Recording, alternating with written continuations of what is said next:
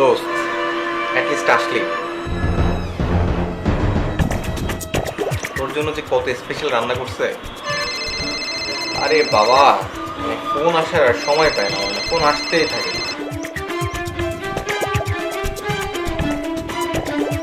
দাঁড়া দোস্ত, একটা ফোন অ্যাটেন্ড করি আমি। হ্যাঁ, একটু কথা বলে আসি।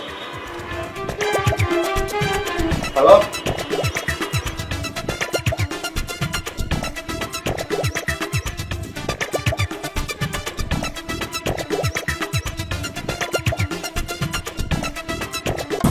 ভাবি, এটা কেমন আচরণ?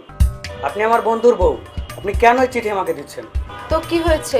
ভাবি বলে কি প্রেম করা যাবে না? তোমাকে আমার ভালোই লেগেছে, এখন তুমি বলো, তোমার সিদ্ধান্ত। কি কথা বলছো তোমরা?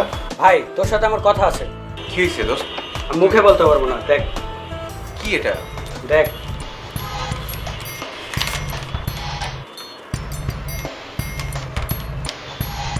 এটা কি? What is this? আমার কথাটা একবার শোনো। এটা কি? আমার বন্ধুর সাথে এটা কি ধরনের আচরণ? আমার কথাটা একবার শোনো। চুপ থাকেন ভাবি, আপনি আমাকে কি ভেবেছেন?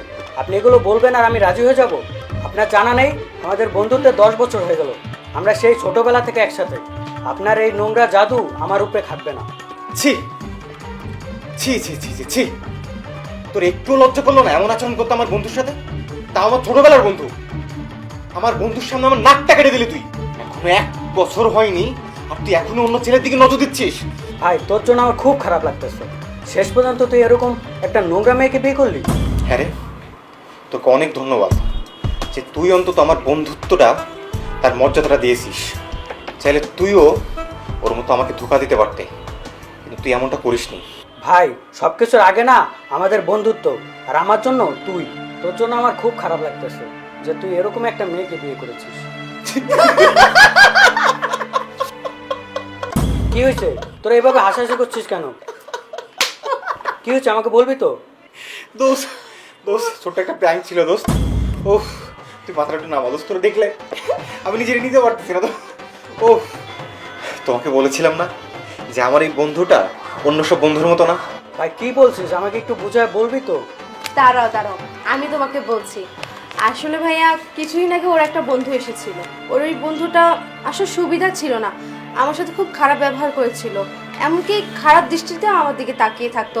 তাই আমি ওকে বলেছিলাম ওর কোনো ফ্রেন্ড আমাদের বাসায় আসতে পারবে না। তাই আমরা দুজন মিলে প্ল্যান করলাম তোমার লয়ালিটি পরীক্ষা করব। আর সত্যি তুমি আমাদেরকে হারিয়ে দিলে। তোমাদের বন্ধুত্ব অসাধারণ।